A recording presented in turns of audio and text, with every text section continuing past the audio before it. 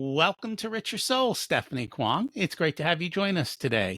Thanks for having me, Rocky. And I'm excited to learn from you today. We always like to start at the beginning. What was it like when you were growing up, and how much did your family and school teach you about money? Okay, so I am Chinese, if you couldn't tell. And I would say school, there wasn't much learning, but I had a really complicated lessons about money through my family history. Both of my parents are immigrants. They came over when they were 7 years old. My father shared the story where he was a firstborn son of 8 children. He was sent when he was 17 over to the United States with $300 in cash, $1,200 in traveler's checks, didn't speak the language, had no community or connections, and was told, figure it out and sponsor the entire family over from China to the United States.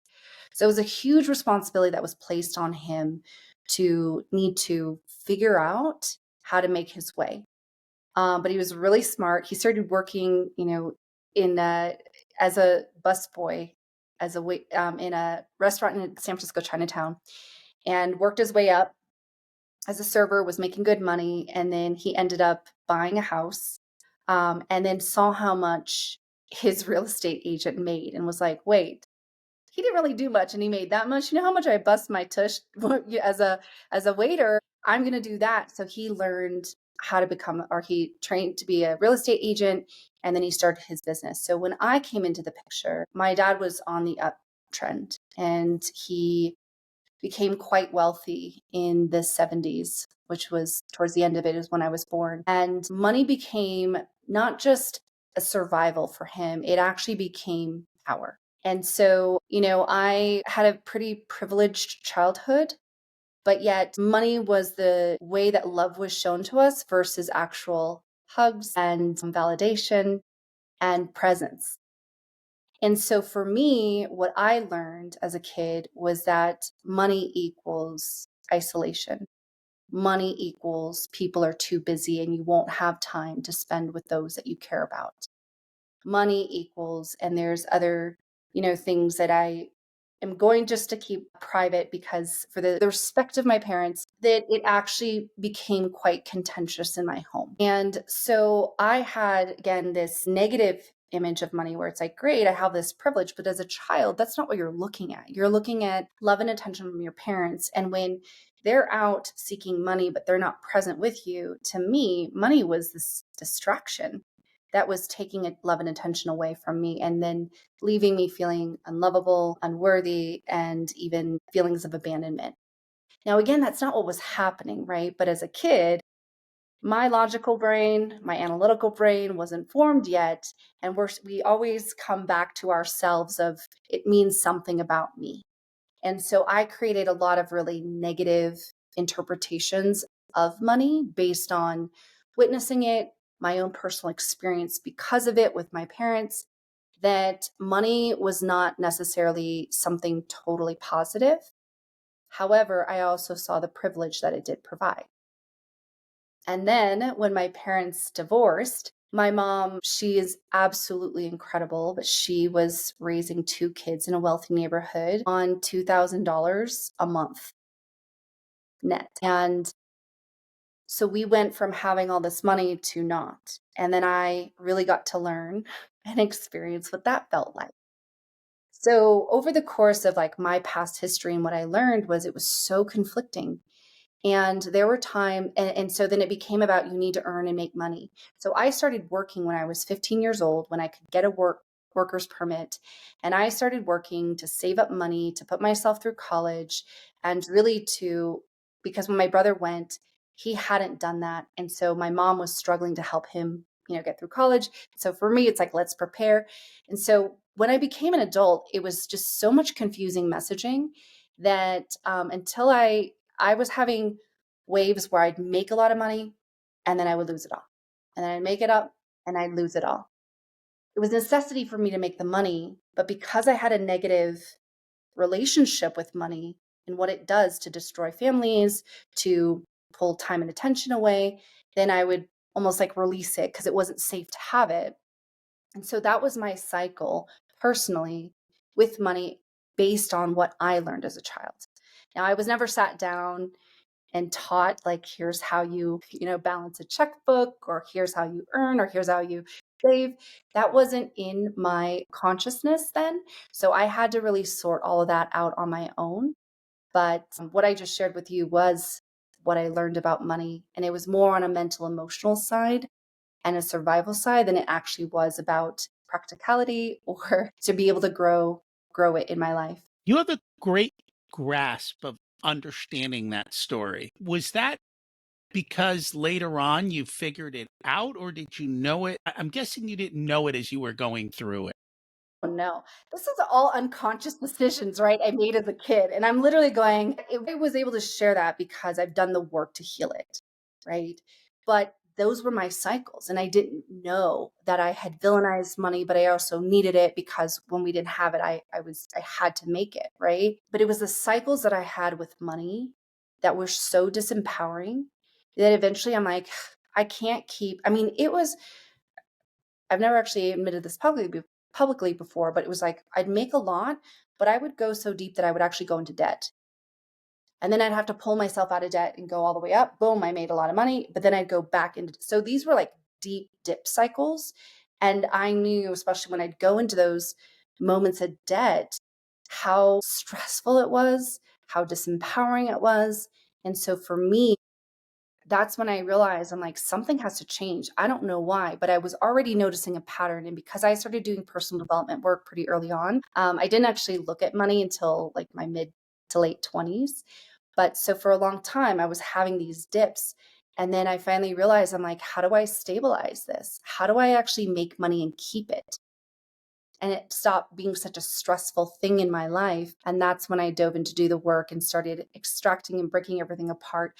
I even actually talked to both of my parents and asked them what their relationship to money is and what their perception of money is. And so, because it was so diverse and different, I was like, oh, I picked up a lot of that.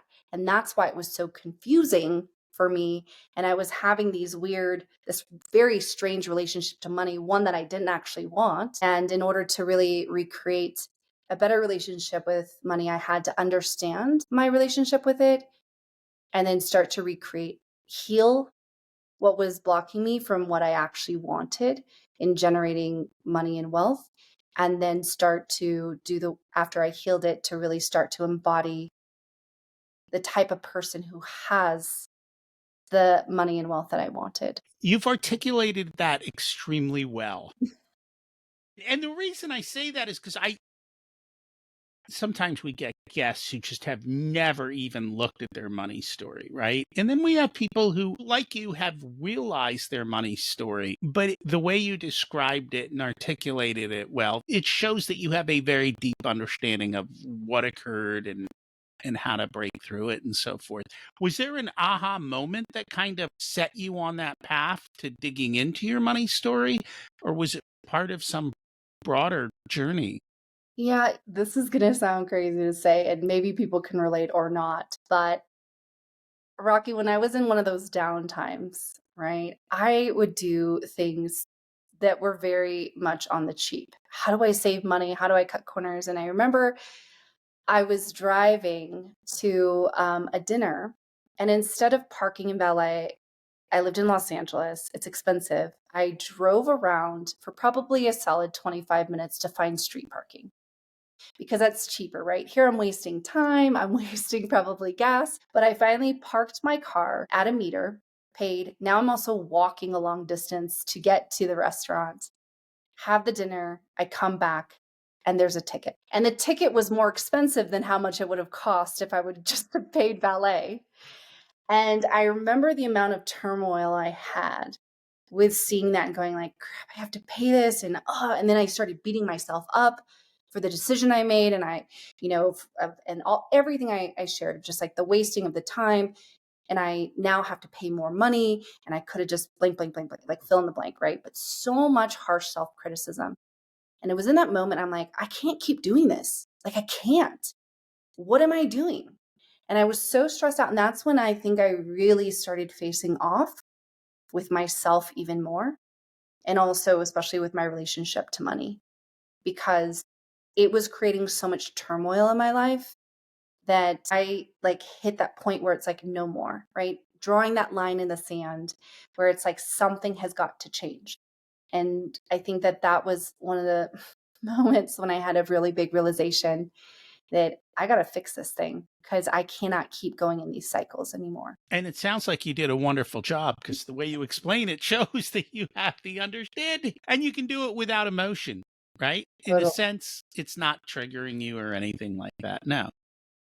And that's actually usually when you know that it's been resolved, right? When there's emotional charge that's still there, that is showing that there's still healing to do, some more transformation to happen. And when it's a neutral event, right, or becomes something that you can talk about, but there's no charge, that essentially really demonstrates that you've de identified from that problem or that issue and that it no longer has control over you. And that makes a lot of sense. And it takes time. It's funny because a few episodes ago, I asked this. It wasn't exactly this, but during this conversation, they were talking about what a school teacher said to them, like somewhere right around the time of going to college.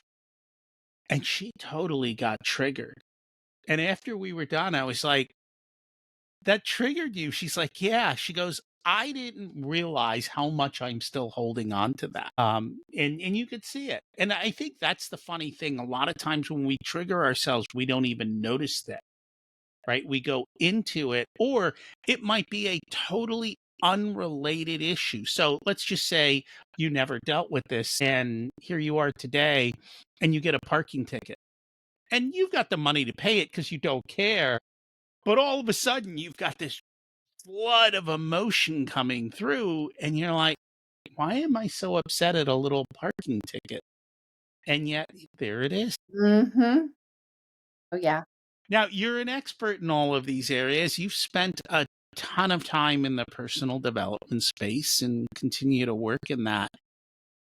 Was was there a spark besides money that sent you on that path? Yeah. I mean, look, I got very, I'll pause because I know that was a ding. Let me shut off this. Look, and sorry if you have to cut right there, Rocky, just so when you do the edits. So I actually am very, very fortunate for my mother. She went through her quite a bit of trauma growing up. She was actually left in China when she was 5 years old to fend for herself. And then she got sent over when she was 17.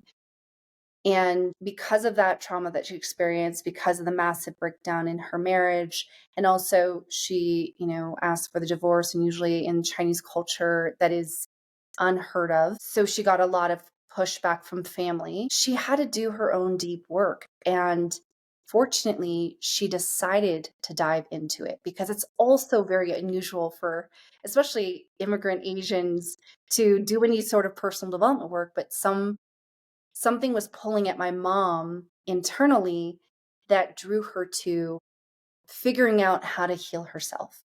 And so I actually grew up listening to Tony Robbins, his loud booming voice in my living room because my mom bought his tapes off of his infomercial, which is, as we know, that's how he started out. And she would play his tapes on a boombox in our house. And I was listening to Tony growing up. Now, of course, while I actually studied deeply with Tony later on in life, I didn't realize some of that was already being embedded into me. And there was already this exposure to this type of work that later on it felt natural to navigate into. But I got a model of someone who is deeply struggling, but is diving into do the work to create change in their life. And so I studied psychology at UC Berkeley. I've always had a deep love of humans and understanding how they work. And then after that, it really just spawned into diving deep into personal development work for myself. Now, money wasn't the first thing I worked on. So I'd already been doing work, but money became when I had my draw the line of the sand moment. I kind of knew already how to begin working through it because I'd already started on the path earlier on based on my own pains and struggles from what I experienced as a child. It's funny every time I read a psychology book, I'm like, this is a parenting book, because it's all these childhood things that we have to come to grips with later in life. And a lot of times I think they're hidden. Like you'll see the reaction, but you won't you won't even realize that there was a root cause from long ago that you have long ago, I won't say forgotten, I'll say buried, because that's what I've noticed. Well, here's the thing, it's not buried in your subconscious. Your subconscious knows, and it's what is the operating system. But your conscious mind, your level of awareness, it's buried from that, right? And most people have no idea. And all the paradigms, the worldviews, they think that that's real. And most of that, we were indoctrinated into it, whether it's from culture, from people that we, were our guardians growing up, or from people who were authority figures in our lives. But it's not always ours. And again, as I also shared, as kids, we're distorting reality and making meaning out of things that are actually very inaccurate from what's actually happening. But that's because our brains aren't formed. And I tell a lot of people, I was a master hypnotist, and I would bring people, when I would take them in and they would try to figure out what's root cause, I would do age regression. So I'd help them, encourage their subconscious mind to show the moments in time where they made these very critical decisions that have now become part of their operating system, right? Their blueprint. And many of them came from when you were a kid, because again, either it was embedded in from someone else or it was a misinterpretation of our current reality, but that becomes our belief system.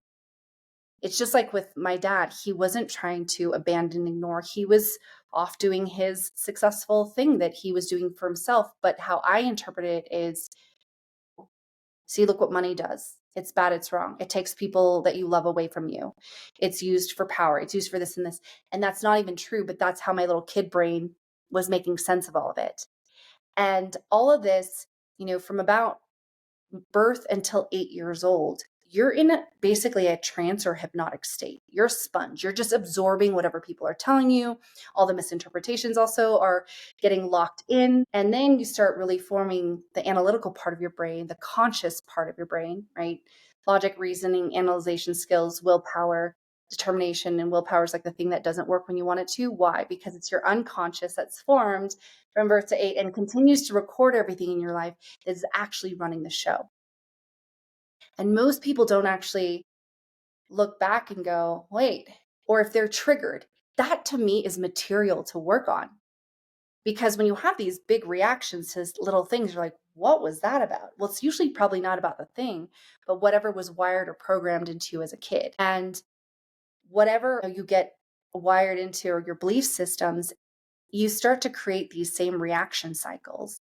And anything that's presented to you that is perceived similar to what you experienced in the past and the way you reacted then, boom, it just comes right back up, and you just keep repeating the cycle. And that's why people get stuck in patterns, right? Even as adults, you're like, why do I keep doing that same thing over and over again?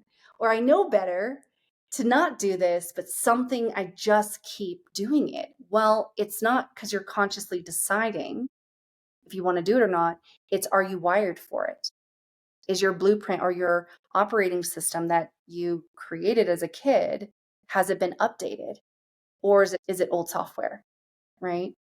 And so that's why it's important, if you ever get triggered or ever have emotional reactions to things that are really disempowering, to me, boom, that's a place to already go, let me start to pay attention. What is that about? And then start to, that awareness alone is the entry point into being able to do that work, to heal it, or to transform it, or to transcend it. The obstacle is always the way. You know, it's funny because I grew up always, I don't know when, but I remember this Chinese proverb, and it was, show me the boy of 7 and I will show you the man. And it's the importance of that first part of life in the programming that you're essentially putting into that child. And I understood it at some level when our kids were young. So we did a pretty good job. I didn't totally understand the depth of it. Now I've gotten much better at understanding those things. But we notice it, and our kids notice it too with us. Like, we're like, I'm like, yeah, I know you're going to blame me for all your things that you misinterpreted about what we did. I get it. It's all right. And we can chat about it. So, what got you into the coaching space?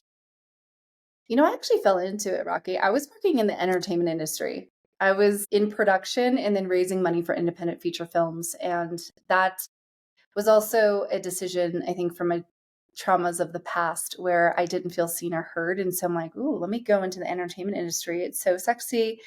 People think it's cool. They look at you differently when you're in it. I have these celebrity friends. And so it was like ego, ego, ego, but also that little kid part of myself just trying to be validated and being seen and to feel significant. But then as I was doing the work, I started realizing I picked this industry, this profession out of pain. And instead, now that I feel healed, what do I actually want to do? And so I knew that I wanted to do something in service. I actually got a bridge job running operations at a live in weight loss facility. It was really high end, but I understood because I'd already been doing so much of my own work why someone may struggle with their weight. Again, it's not the strategy, right? People know how to lose weight. They knew there was a deeper cut, there was a deeper root that we had to excavate in order to pull it out so the person can actually lose weight and keep the weight off. So anyway, I'm working there and I'm helping people and I'm talking with them. And there was a young girl there from Italy who struggled with an eating disorder. And she came to me, asked me for support to stay with her in her private apartment, just so she wasn't alone. And so I would go and stay there. I was in a leadership training. I would go learn. I'd teach her everything I was learning. And then the next thing you know, my landlord tells me, I was living on Abbot Kinney in Venice and I loved my home. And he goes, hey, you got to move out because my girlfriend and I are moving in. And I was devastated. I tell this girl I was helping and she goes, well, then come to Italy to coach me. And I was like, what? She goes, yeah, if you have no home, come to Italy to coach me. I would love that. I love what she'd already loved what she'd been learning from me. And so I gave my 2 weeks notice and packed up my house and I flew off to Italy to work with this young woman for 6 months, helped her, and came back to the United States and formally started getting trained in different modalities so that I could do it as a profession, like a true, true, true profession, helping people. Nice. It's funny how life sometimes provides us opportunities. And I know I've been guilty of saying no. Yeah, You said yes. So congratulations on I that. did. Thanks. It was one of the best decisions ever. I feel like I'm quite guided. And fortunately, at a very young age, I knew what was a yes and what was a no. And and trusting it has led me to some really extraordinary places. So, from all of that, co founded your own method, the Rapid Rewire Method. What is what is it and how is it maybe different than other things that are out there currently? Yeah, so I co-founded the company. These tools, I cannot take credit for them. They were created by a Yugoslavian psychotherapist and researcher for over 40 years, Zivrat Slavinsky. And I, what's different about it is the tools that we have are so simple to use, Rocky. They're literally in a standardized script that if you can read, if I handed you one right now and you read it and you just followed the steps, you could actually create quite a profound change for yourself or someone else, because you can use the tools for yourself or somebody else in a very short amount of time, usually under 60 minutes, and then notice an instant behavior change right after. And then it'll usually stick. To me, I find that very unusual because I'm trained in a lot of different modalities: NLP, somatic experiencing, breathwork, TRE, havening, hypnosis, strategic interventions, you name it. And I was actually known as a secret weapon to a lot of like the top 1%. I just got really highly trained, but also skilled in my work to create rapid and lasting change, and ended up getting connected to a woman who was one of the first 20 employees at Facebook and helped her quickly. And boom, she filled my entire calendar with her friends, which were some pretty high level people. And so I've always been in the state of like, hey, healing doesn't have to take a long time. You don't always have to slowly chip away at it or sit there and do a practice every single day for something to shift. I always felt that there had to be a faster way. And fortunately, through my training, I figured out how to do that. But these tools are actually even better than what I had before. Because my quick story with it was I actually got pregnant with my fiance, lost the baby at 9.5 weeks, was in such a dark place that all the tools I had were not working on me. An extraordinary community of coaches, therapists, healers, shamans that I had accumulated over 14 years of being a coach couldn't help me. And then I met my co-founder, Wesley, and literally in one session, one trauma release process, he fully processed the trauma of the miscarriage to the point where at the end of it, which was about 30 something minutes, I couldn't even feel sadness or grief in my body anymore. It was literally gone. It's never come back. And just like I told the story about money before, I could talk about the miscarriage and there was no charge. Like I was free. It was neutral, right? I filed it where it belonged in the past. It was no longer affecting me in the present or would go into my future because I fully cleaned it up. And that's what these tools do. We've been able to dissolve and integrate any limiting beliefs, any problems, any inner barriers to goals, any negative past experiences, any negative emotional looping that people get stuck in. Like if people get stuck in anger or feeling insecure or inadequate or worry or anxiousness or overwhelm, we can literally resolve that and even trauma in 60 minutes or less, and usually with lasting change. So that's what makes our tools so unique. It's systematized, there's a proven framework, there's fast and it lasts. Now, you said you could read it. So do they need to work with a person, or it's a program that they can do on their own? Yeah, it's a program they can do on their own. So we actually, instead of us doing the work on you, facilitating, right? Because then I feel like it's still the powers in the practitioner. Mm-hmm. We actually train people on how to use these tools. So that's what the Rapid Rewire Method does. We are actually a training company where we teach people how to use these tools on themselves or someone else, which is to me true empowerment, because instead of fishing for people, right, we're teaching them how to fish so they can do it on their own anytime, anywhere with anything that they're struggling with. And then be empowered where if they are encountering a neighbor, a friend, a stranger who's panicking on the plane, or if you happen to be a coach or therapist or practitioner, you can infuse those into your business. Or if you're just someone who's like, I just want to learn them and not really use them as a profession, you're still fully capable of helping someone else and doing it in a way that is quick and sustainable and easy too, because you're following a script. You have a step-by-step pathway to help somebody. Is there a time where it doesn't work? Or is there a type of person, maybe because of the way they're behaving, that it doesn't work? Yes. So there are some people who are treatment resistant, right? It's not even just our tools, it's with any modality. There are some people who really want to cling on to the identity of being a victim, or Mm-hmm. they love clinging on to how big their problems is. I'm depressed. And that becomes their identity of who they are. And because there's secondary gain, right, for them to be in that way, it's harder for them to let it go because they're like, gosh, I get attention or I get to, avoid certain things in life, that it's hard for them to want to release that. And it gives them almost like that badge of honor, that significance of look how big my problems are, that why would they want to let them go? Now, again, that's going to go across all modalities, not just our work, because there are some folks who will unconsciously sabotage as they're trying to, they have good intentions, but there's something within them that's driving even stronger, that's creating that saboteur to not let them actually be able to heal or transform. And that makes sense. Some people don't want to be helped. No, As a matter they of fact, don't. I know this is going to sound bad. Most people don't want to be helped. I think they do underneath, but then, when they have to do the work, they don't want to do the work. So at the end of the day, they don't want to be helped, because if they did, they do the work. Totally. Yeah, and then they have to want it for themselves, right? I actually worked inside of 2 addiction rehabs, and in there, a lot of the clients that I met with, they were forced into going into rehab. And then they would actually usually fall back into their addictions, right? But it was the ones that checked themselves in because they wanted it.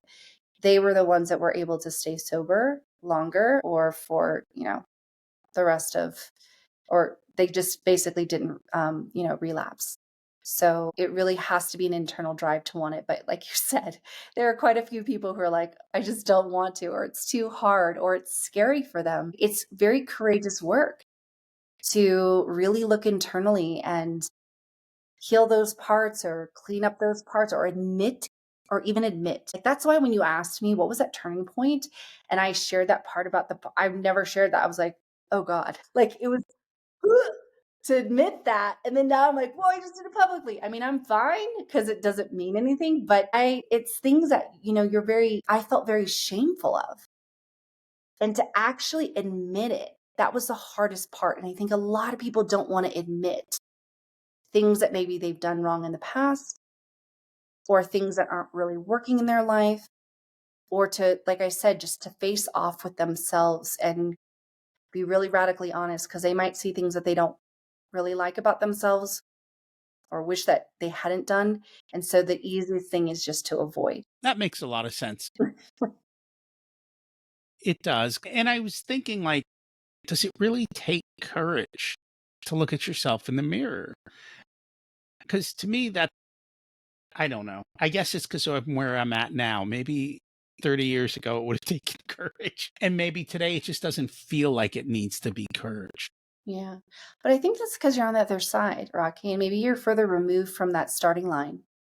For some people, it's really hard. And then also based on your culture, right?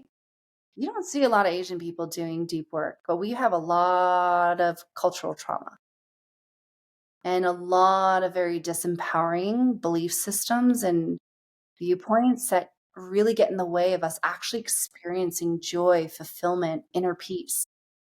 Like, even one of them is like perfectionism, right? As we're growing up, while our parents have the best of intentions to have us achieve, to succeed. And then if you make money, then it equals success. That means equals happiness. But then how they go about doing it is being so harsh and critical to push you to be the best that, again, as a kid, you're like, oh, I'm not good enough. There must be something wrong with me. I have to keep striving and achieve in order to be worth anything and be valuable. So I'm going to keep going. And then I burn out. Like, there's so many, just from my own culture that creates so much disempowerment that really blocks you from, I think, what we're really trying to achieve, which is that peace, that joy, that fulfillment, that love. But that becomes a barrier to it. And if you don't look at it, it's going to keep running the show. And we were so emotionally stunted. It's like you can show strength and you could show happiness. Anything else, don't show it. So I was so emotionally illiterate and emotionally stunted. And then it started coming out in the weirdest ways because I was supposed to suppress it. But sometimes they boil up and then I would explode. And I feel bad about that. And I was like, gosh, all these crazy cycles and things that I would do that would actually be hurtful to myself and others, that if I didn't take a look at it, it would be a problem. But for some, it's too painful to look at that and admit that, those things are what we've done or that's who we've been. So I think it is courageous to take a look at yourself and go, whoa, there's a lot of crap back there that I got to clean up. There is. I think we were kind of lucky in that we made fun of the stereotypes with the kids. And so we'd use them, but they knew that it was like that. I mean, yeah, and you probably heard them. It's like, you kids, you're Asian, you're not Bijan. you know, that's just the way it is. My gosh, And I've my kids, heard that, Rocky. That's so yeah. Or you know what? Because when they're in high school, you know what the AP test stands for, right? Asian something. Yeah, it's Asian people test because that's who takes them. So they get all the good grades. It's funny because all my kids' cousins and stuff all went to Kumon. They're like, why does everyone go to Kumon? I'm like, I have no idea, but they were going to get tutoring all the time to push the kids ahead and get great grades and all of that. So we understood it, but we made it fun and we didn't make it pressureful. But see, that's what's great about, I mean, your kids are so fortunate to have you for that, where you can joke about it, but also encourage them. I don't think everybody is as fortunate to have a Rocky as their dad, you know? Or, I mean, I feel fortunate now to have the mom that I had, but there's so many people, humans on the planet, who don't love themselves, who are unconscious. And so then they spew all their stuff onto their children, maybe some intentionally, some unintentionally, but it has an impact. And so that's why I feel like there's so many folks that feel quite wounded that are traversing this planet, but then they don't know what to do with it. But they also didn't have guides like you who can say, hey, we'll encourage you. This is give you reasoning for why you're doing something instead of just yelling at you to do it or striking you in some way. It's very different. And again, I had two immigrant Asian parents. And I think I actually had it good compared to what they got from their parents. And it's this generational thing that just keeps passing on. Now, fortunately, because I did the work, I'm not putting that onto my stepkids. And my brother doesn't put it onto his children. But that's because I think we both, knew we wanted a different way. And we both were courageous enough to do the work so that we didn't continue to pass this on to future generations. Well, that's good of you. I totally get it. And yeah, you Yeah. have to make an intentional choice. And it's funny because I don't think any of the parents, I don't know what the latest parenting books say, but I don't know that these are the types of topics that are talked about with kids at all, or with parents for that matter. A lot of times that's kind of a big part of what the ahas are. Like, these are all the things we should be teaching our kids. Like, this should be what the education is. Yeah. Not trigonometry or calculus. Yeah, not those, but, they can get both done. I mean, No, I know. one of the things you say, though, this program is psycho, emotional, and spiritual. So, what do you mean by that? So mental, emotional, we work on that level, right? And also somatically. But the spiritual piece, so there's a whole suite of tools that we teach inside of our training, and we actually have some tools that can take people straight up into the non-dual, like into that oneness consciousness, right? Without needing to drink ayahuasca, lick a frog, or smoke DMT or any other thing that substance that might get you there. So and for some people, when they have that experience of accessing non duality, it really creates like a spiritual awakening for them to feel, what enlightenment is, what that nirvana state is. So that's why the spiritual piece is in there as well. What I'm trying to think of how to. So, this really comes down to the thing. You can't really understand or experience a state you've never really had or experienced in forever.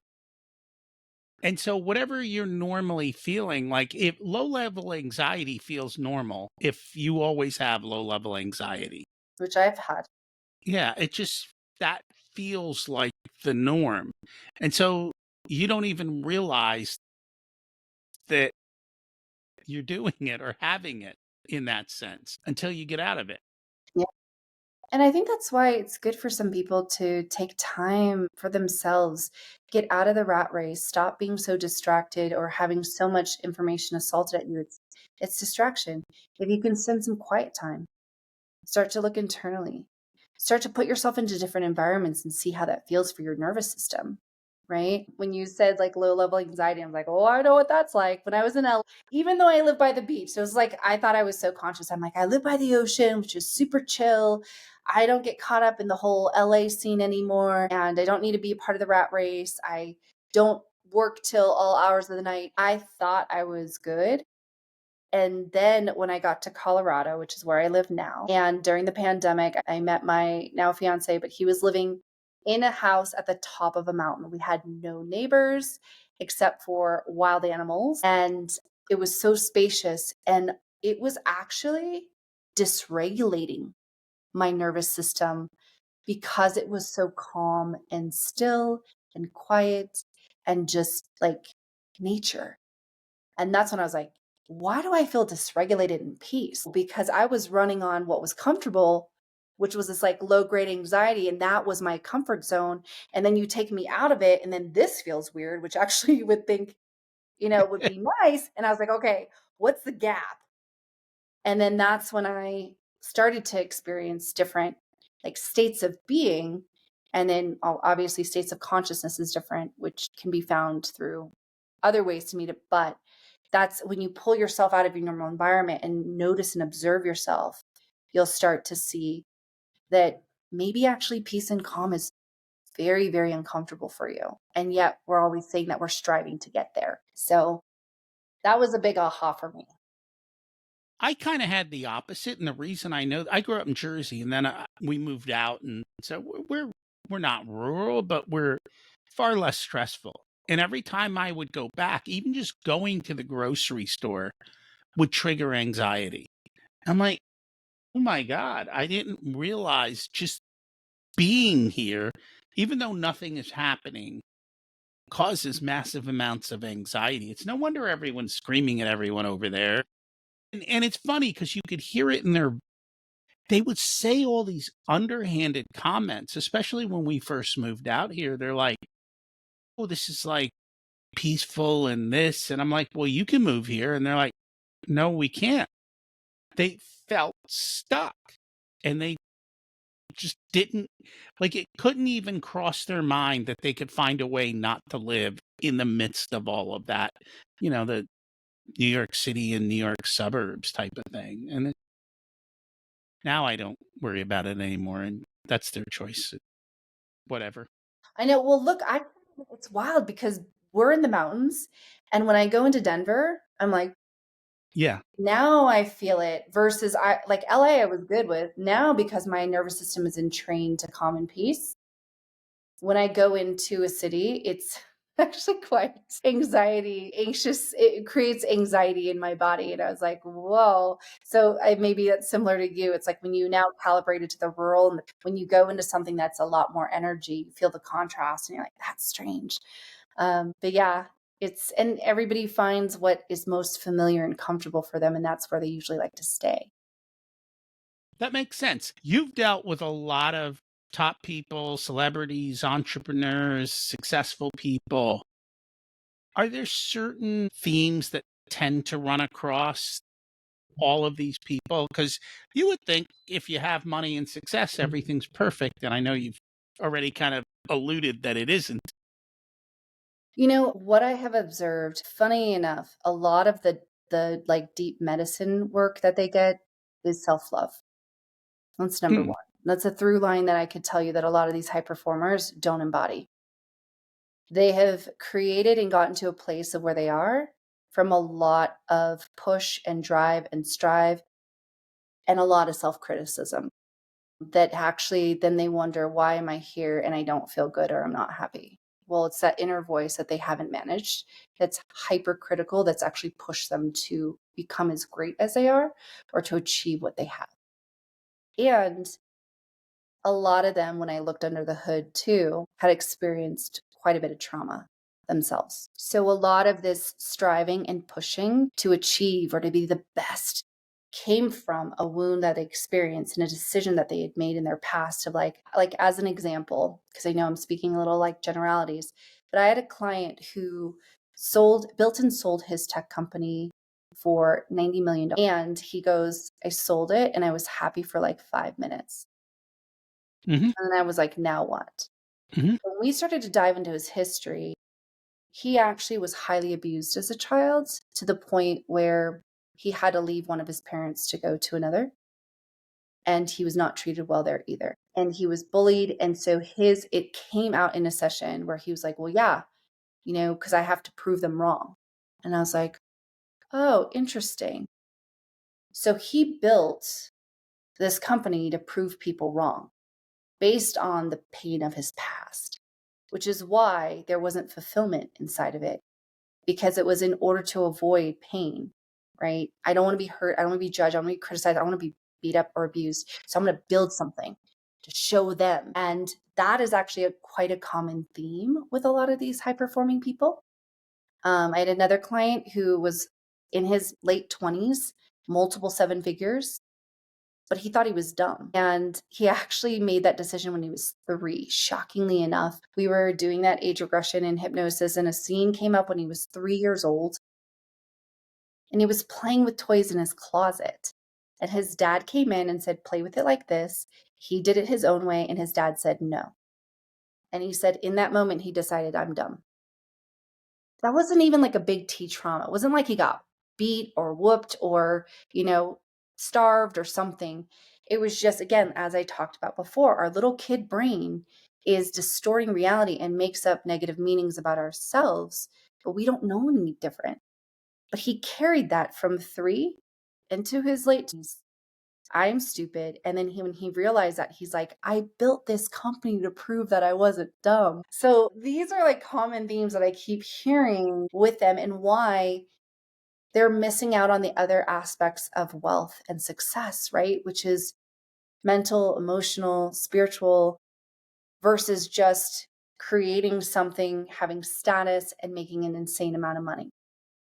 And even when they then begin to shift, they still want to make an impact, but now it's like the second mountain. It's like, now how do I actually help others? How do I do this from a place of fulfillment? How do I do this from a healed place versus a wounded place, which is where I created the first mountain or climbed the first mountain?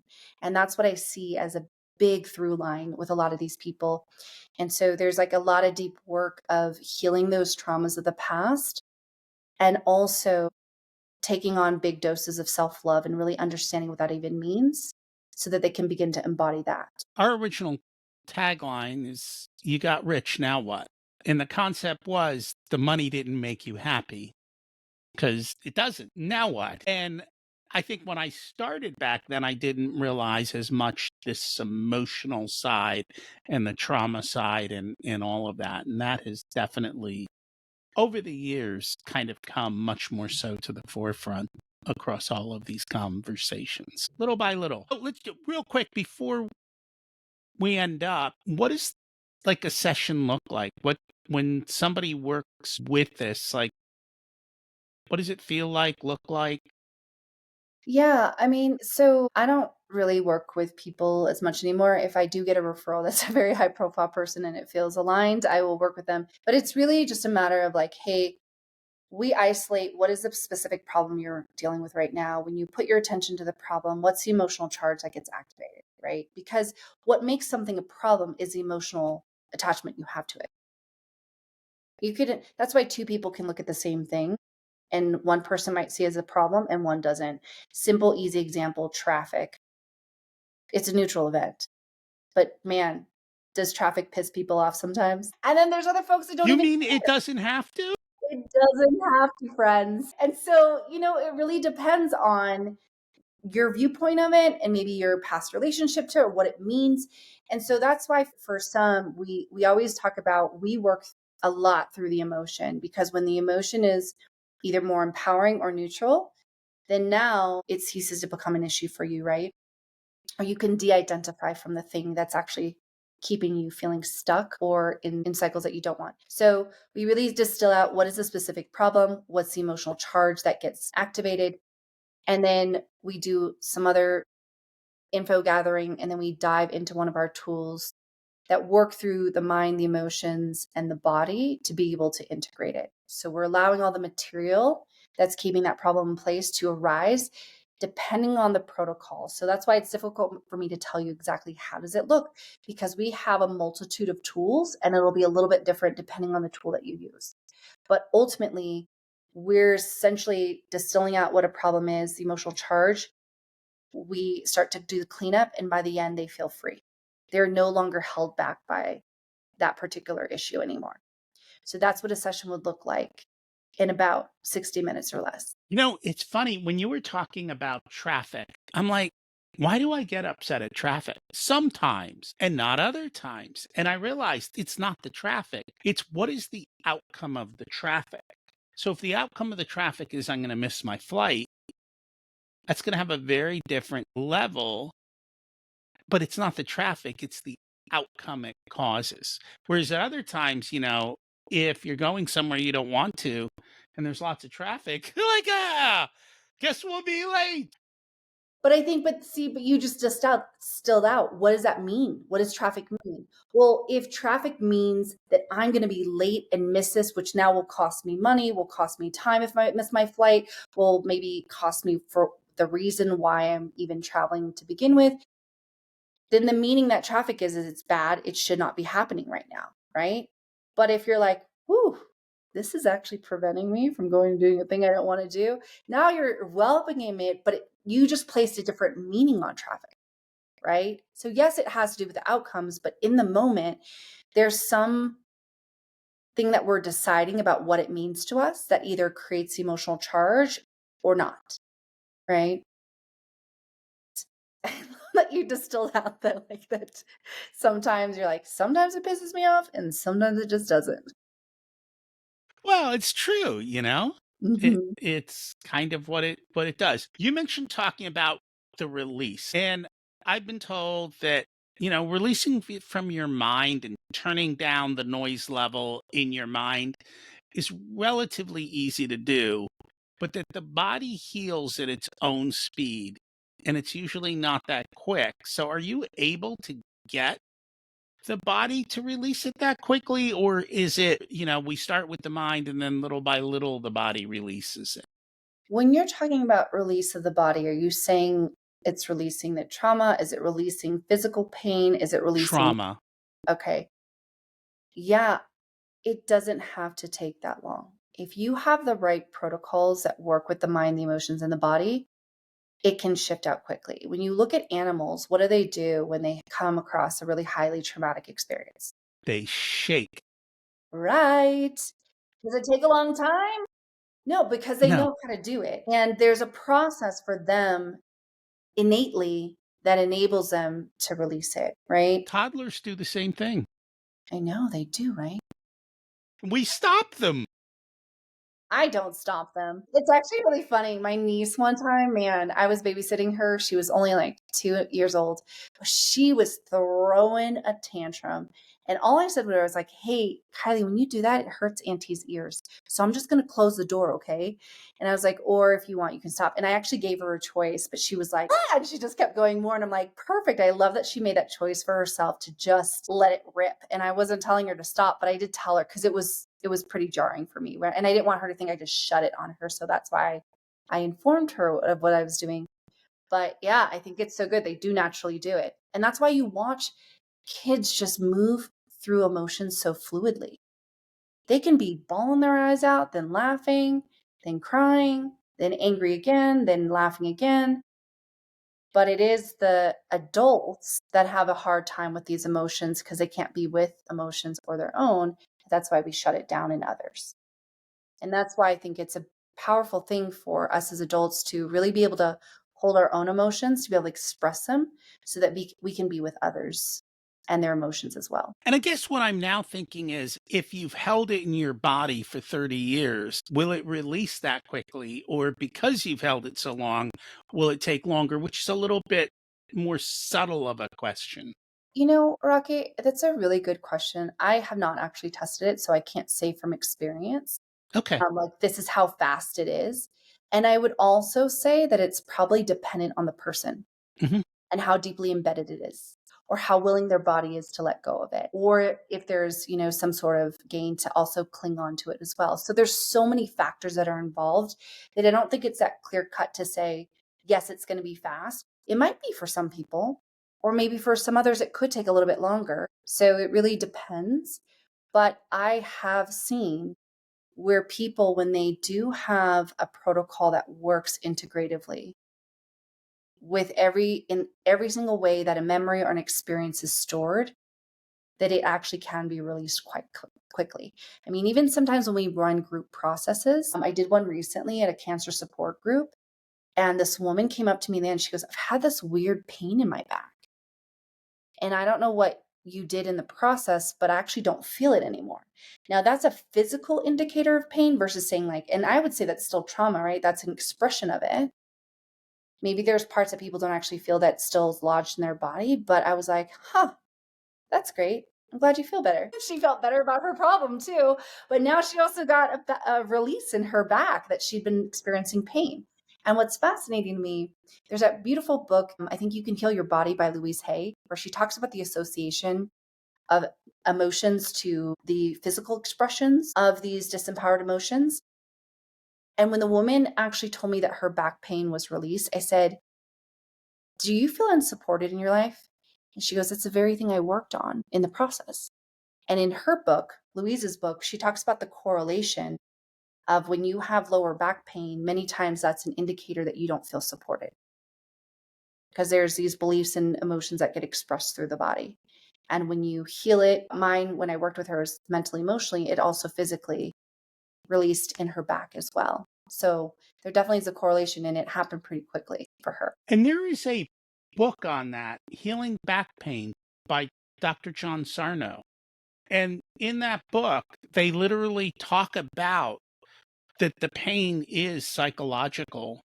And when you deal with that, the pain disappears. He goes, and he just talked about how certain types of things tend to go through cycles. Like for a long time, everyone used to have ulcers. And now, then they had back pain. And then next they'll have this. And it becomes almost societal how these things kind of flow Manifest in the body. Yeah. and manifest in the body. Yeah. And it all goes back to what you've been talking about the whole time. Yeah. What's your secret to living an abundant life? Whew, to feel it. Interesting. I Mhm. don't think anyone said that, but that's true, right? When you say feel it, it's almost you have to be in the moment in order to do that. You gotta be present and you gotta just allow yourself to feel abundance, right? To me, it's not necessarily an external thing, it's an internal thing. And that's how, when I feel abundant, I am abundant. That makes a lot of sense. And the cool thing is, then the world around me starts to reflect that too. And I can tell you, I have an abundance of a lot of things in my life, but it's because I just really allow myself to feel safe, to feel true abundance, What did you learn later in life that you wish you would have learned sooner? that I am safe. And I think most people are, well, most people in the United States are safe unless they're in an abusive type of situation, I think. But we don't feel it. If you were to give an 18-year-old one specific piece of wisdom, what would it be? Love yourself in your full spectrum of who you are. I'm telling you, Rocky, that was when I worked with a lot of those high profile people, it was this inability to love who they are and all of who they are, right? Even as we make mistakes, it's still part of who you are. And back in 2014, I actually created a self love course and I distilled out 8 pillars of self love. And it was self acceptance, self forgiveness, self compassion, self trust, self permission, self respect, receiving, and self appreciation. And if I ask people, how good are you on all these? Most people are barely practiced in that.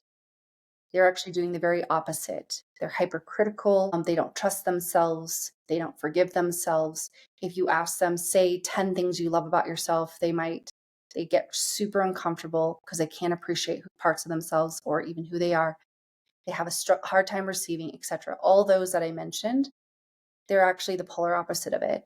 And if you truly want to live a deeply loving and fulfilling life, it starts with you. So to every human, whether you're 18 or not, love yourself and consider those pillars of like, how far along am I in those to really be embodying what self-love means. Yeah. That is wonderful advice. Thank you for sharing. Yeah. If people would like to find the Rapid Rewire program and learn more about you, how can they do that? You can just head on over to rapidrewiremethod.com.